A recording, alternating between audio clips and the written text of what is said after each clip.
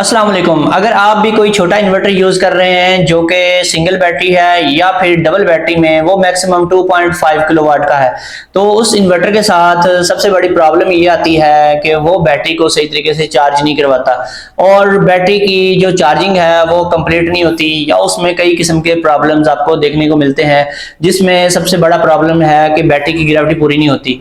तो इसका सोल्यूशन क्या है? तो इसका सोल्यूशन समझने से पहले आपको ये समझ लेना चाहिए कि इसकी प्रॉब्लम क्या है और ये प्रॉब्लम क्रिएट कब होती है।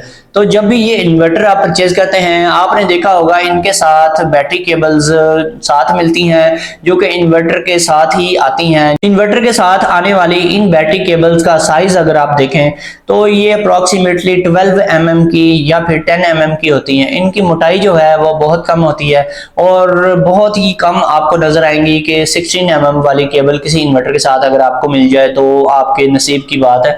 अदरवाइज ये 12 mm से ज्यादा मोटी होती नहीं और इनकी जो लेंथ है वो 2-2.25 फुट से ज्यादा हरगिज नहीं होती। तो जब इंस्टॉलेशन लोग करवाते हैं इन इन्वर्टर्स की तो इसमें सबसे बड़ी प्रॉब्लम यही होती है कि उन्होंने इन्वर्टर काफी हाइट पे लगाया होता है और बैटरियां नीचे जमीन पे रखी होती हैं। तकरीबन उनका डिस्टेंस बन जाता है 4 से 5 फुट तक। तो 4 से 5 फुट का जब डिस्टेंस बनता है तो वो क्या करते हैं, जो केबल्स साथ आती हैं वो साथ तो होती हैं छोटी केबल्स, तो फिर वो केबल्स के साथ उनको एक्सटेंड करने के लिए मजीद उस टाइप की केबल्स लेकर लंबी कर देते हैं जो कि 4 से 5 फुट लंबी हो जाती हैं। जब इतनी लंबी होती हैं केबल्स तो फिर आपकी बैटरी कभी भी चार्ज नहीं होती, उसकी ग्रेविटी पूरी नहीं होती, उसका बैकअप आपको पूरा नहीं मिलता।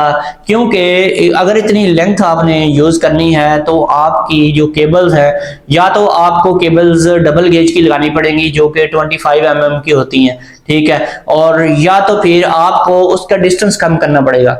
डिस्टेंस जो कंपनी ने 2 से 2.25 फुट की केबल दी होती है उसको जब भी आप इंक्रीज करेंगे तो ये प्रॉब्लम लाजमी आएगी।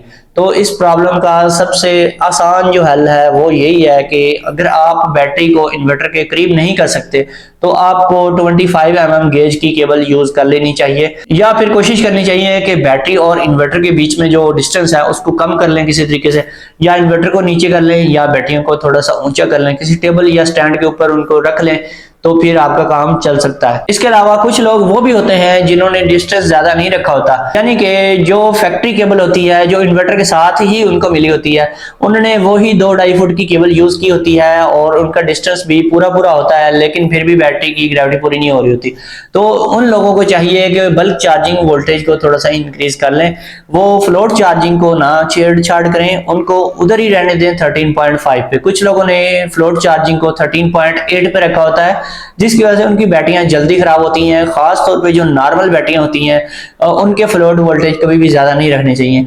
अगर आपकी नॉर्मल बैटरी है तो उसके फ्लोट वोल्टेज 13.5 से इंक्रीज ना करें, बल्कि उसके बल्क चार्जिंग वोल्टेज जो है वो आप, अगर आपने वो ट्यूबलर बैटरी के लिए रखे हुए हैं 14.6 तो आपको चाहिए कि 14.8 कर लें, ठीक है। अगर आपने नॉर्मल बैटरी के लिए 14.1 रखे हुए हैं तो आपको चाहिए कि इन्हें 14.3 कर लें। इसमें आपने इंक्रीमेंट करना है 0.2 का, इससे ज्यादा इंक्रीमेंट करेंगे तो आपकी बैटरी डैमेज भी हो सकती है और आपको इतना पता होना चाहिए कि आपका जो डिस्टेंस है वो कितना है और केबल की जो गेज है वो कितनी है, ये वैल्यूज उसी हिसाब से आपने सेट करनी होती हैं। इसमें जो 24 वोल्ट वाले सिस्टम होते हैं डबल बैटरी वाले, उसमें भी ये प्रॉब्लम आती है लेकिन बहुत कम देखने को मिलती है। किसी किसी इन्वर्टर में ये प्रॉब्लम पाई जाती है, अदरवाइज उन इन्वर्टर्स में ये प्रॉब्लम ज्यादा नहीं होती।